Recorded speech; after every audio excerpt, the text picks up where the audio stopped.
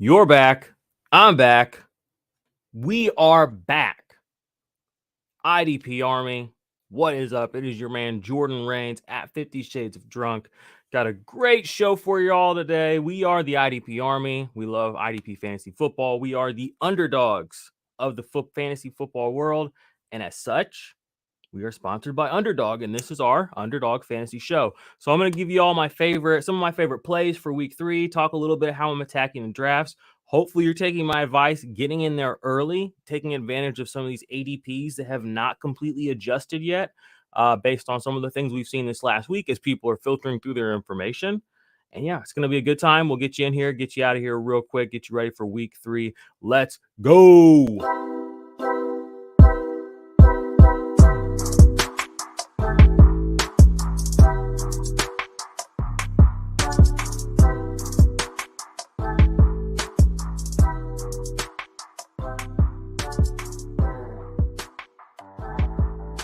As always, thank you to our Patreons. Thank you to everyone who gives us a super chat, everyone who has joined the YouTube membership. You all keep the lights on around here. We appreciate it.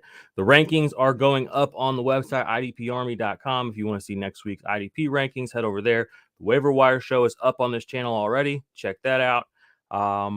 Yeah, thanks for joining us today. Before we jump into how we're kind of looking at this slate of games, we'll quickly kick it back to last week. My pick 'em play for Underdog last week, I had two, was the under on James Conner, and then the over 60, like 61 yards on Amon-Ra St. Brown. Totally crushed that one. I mean, I moved him into my top 12 dynasty rankings. I'm putting out trades for him now. I don't want to wait till his value gets too high. He's not going to there's no down. He's just going up. So I'm going to give you all my favorite play for this week. I've looked at what they had on the pick'em lines. There wasn't a whole lot to pick from, but this is one that I found that I really liked. Let y'all take a look at it. It's Rashad Bateman over 48.5 receiving yards against the New England Patriots. New England Patriots let Deontay Johnson this last week go for 55 yards. Granted, he did have 10 targets, but the passes were coming from Mitch Trubisky. Still managed to get his 55 yards. Go back 2 weeks to opening the season. Tua throwing the ball over 60 yards for each Tyreek Hill and Jalen Waddle. I think they each had like 70 yards, 70, 80 yards. So there is definitely a pathway for Rashad Bateman to easily go over this. Had a good game this last week. And the reality is, I was looking, he's gone over the 50 yards in 3 of his last 4 games. I think that this is a pretty good one to pick. I'm going to be putting some slips together with this one on it. Be interested to see if that line moves throughout the week. So this is my favorite pick'em line so far right now. Use the link in the description. Go over there, get you a little free money, and let's run it up on Underdog. But okay, quickly before we jump into everything, I do have one comment. Ken Vasquez asking an IDP question. My man, we're just going to stick with Underdog Fantasy right now, just because I want to keep it tight, bro. You know what I'm saying? Keep it tight. So let's just go ahead and jump into what the slate looks like. This is from my man Jordan Vanek over at 33rd Team. Talking to him a little bit this morning. This weekend, there are 4 games with an over-under of 50 points or over. Buffalo at Miami, Detroit at Minnesota, Philadelphia at Washington, and the Rams at Arizona. So these are kind of going to be the teams where people are going to gravitate towards. This is where we're going to be looking for a lot of our high upside value. And so I went ahead and I did a few drafts last night while that game was going on, while both those games were going on last night. And I was kind of shocked that people were letting Stephon Diggs kind of fall in this draft. He was not going very, very high, even while I'm watching him, blow everything out of the water last night. Same thing with Jalen Hurts. So I'm interested to see how this draft goes for us, how the board looks this morning after, 1,000 or so, 2,000, 3,000 drafts have happened. See if people have started to adjust based on some of the wonderful metrics that our homies like Jordan put out, and get people right for the upcoming week. Now, I'm going to quickly use this to just caveat into why I love Underdog so much, is because the market sets the price on the players. What do I mean by that? If you get in and draft early, you can beat the market later in the week that comes in with all the information from all their premium sites and other people. If you trust yourself, the projections, there's no price that you don't build based on a salary cap. So you don't have to puzzle piece it. You just draft. So if people are sleeping, like I said, on Stephon Diggs or Tyreek Hill, even though they might be the highest projected player on the slate on some of these other DFS type platforms, they might cost the most money. On Underdog, you can get guys like that as your third, fourth option on your team. You are able to put together some very unique builds. Right now, one of the most interesting things on Underdog I've noticed is Derrick Henry and Christian McCaffrey are both just people are burned. Like, people have been burned by them, so they're just letting them walk. I got Christian McCaffrey on one of my teams last night in the third round. That's insanity. That's insanity, just given the volume of touches alone.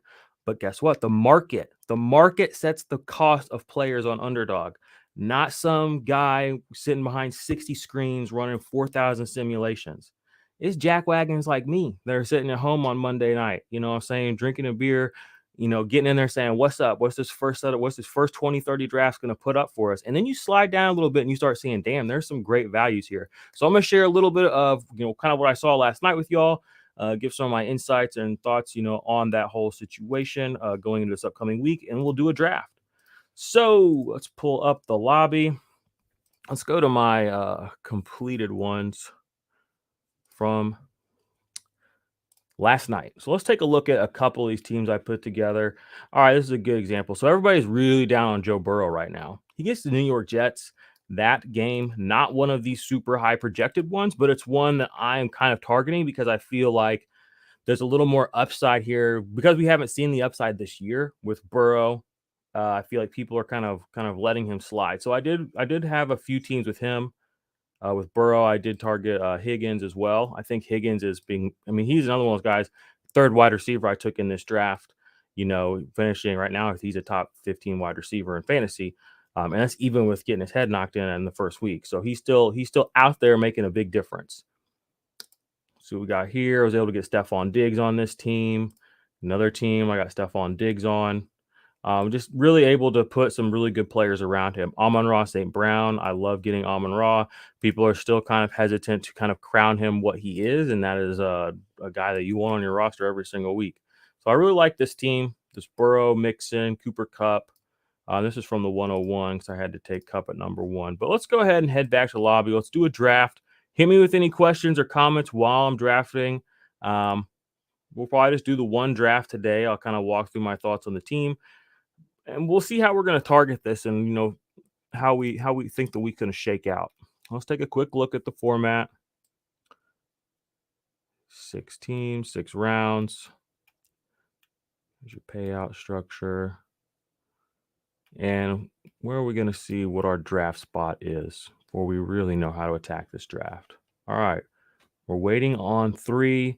Let's see how the board has moved since last night. Looks like Diggs is up just a smidge based on from what he was last night. Tyreek Hill, he might be somebody we're looking at here. Just depends again. I think people are realizing that you just don't want anything to do with Jonathan Taylor falling in drafts that I've been doing. I really don't want anything to do with Indianapolis. They're playing Kansas City. I just don't think they have what it takes to move the ball effectively, and I feel like they've shown that. So even though Jonathan Taylor might be a volume play, there are players I like much better. You can get much later. As again, the market early in the season is still adjusting. Still waiting on 2 folks. Let's take a look at the comments here.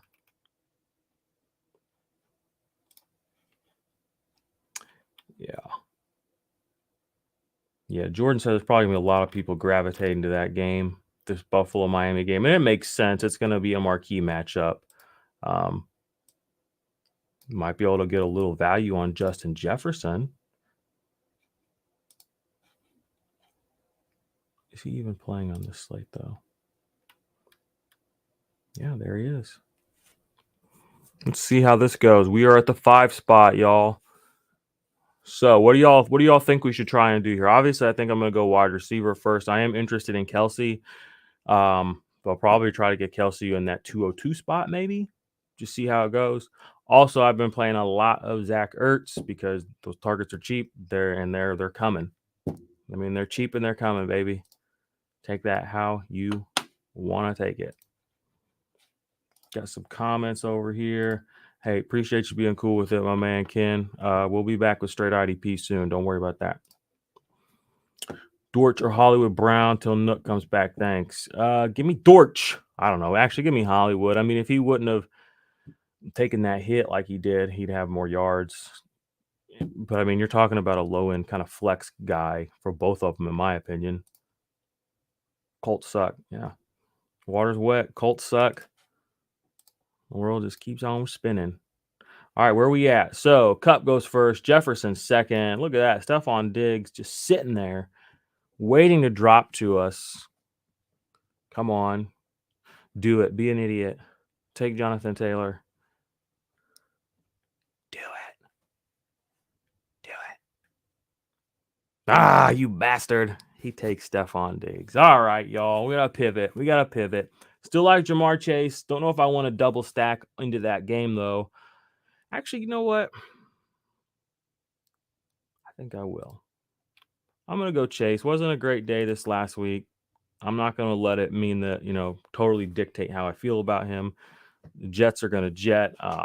They need a get-right game. In the Jets, I mean, there is no more. Oh, man, look at that. Somebody's taking Amon Ra at 201. They know what's up. See, nobody wants running backs. Running backs are dead. I'm taking Tyreek. Not that Adams wouldn't have been a good pick there, but Tyreek is kind of streaky, and right now he's running hot. So I'm just going to stick with it. Got any friends in the draft here with us? Nah. All right, what do y'all think so far? We went wide receiver. We got Jamar Chase versus the New York Jets. We got Tyreek Hill versus the Buffalo Bills. To start out, be interesting to see if Jalen Hurts comes back around. See, Christian McCaffrey still. We're closing in on round 3, and Christian McCaffrey is on the board. Let that sink in. Like, where are we? Like, what's going on right now? Who's in charge around here? This is happening. This is really happening. Where we've officially reached the time. There it is. He takes them. That's a good pick in round 3. They don't get much better than that in round 3. All right, where are we looking at here? Let's bring this down just a smidge. See, and because everybody's waiting on running backs, there's a lot of great running backs late. So you don't have to reach for a running back. It's almost silly too. All right. So, like Lamar Jackson, who's our quarterbacks that are left? I'm just going to go with my Burrow stack. I'm just going to do another one. And because I'm going to go with the Burrow stack, is Andrews there still? No. Waller? No. Actually,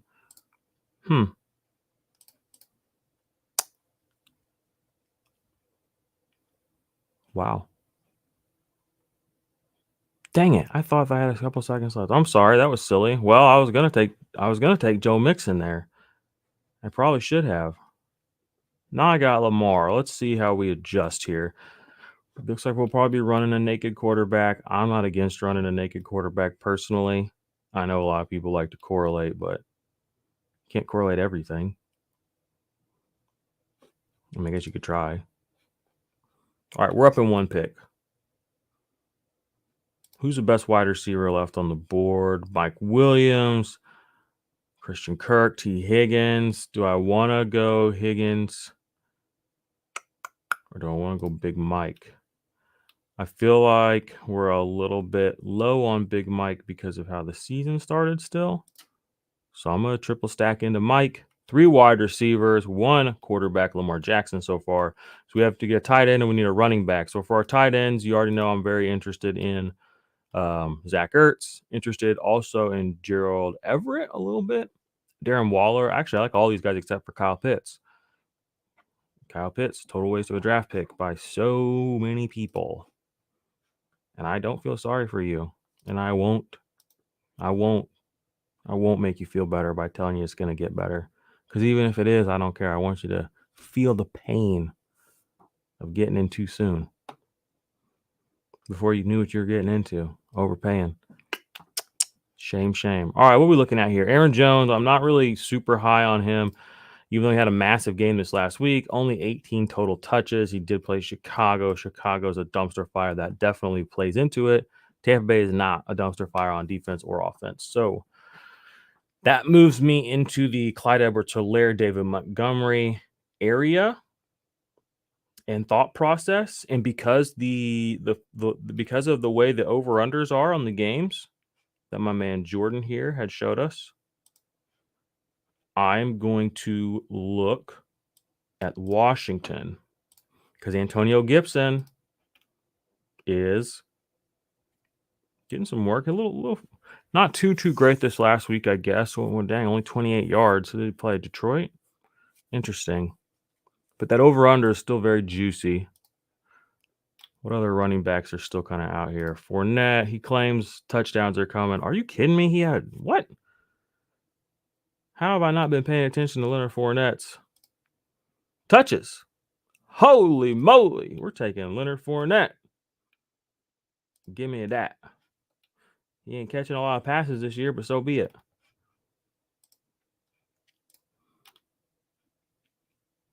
How old Dawson Knox do last night? Oh, 6.1. Not too shabby. It's twice as many points as Kyle Pitts. That's as much more points than Kyle Pitts got all season. I can't wait to tweet that. All right. Get that off my screen. We're going Zach Ertz. It's just too easy. Look at these numbers. Well, 11 targets, 8 receptions, 75 yards. Had a touchdown the week before. You go back into last season, he's been very, very good. He's the only guy that Kyler really can rely on. And that will conclude our draft. Let's take a look at the squad. Let me see my team. They'll let us see it in just a second. We'll see who's left on the board at the end of this draft. Bateman, Juju, Pittman. The Pittman hype didn't last very long. All right, so the one we just took, the one we just drafted. Where is it? Burrow, Higgins, Mahomes, Hurts. Is it not in here yet?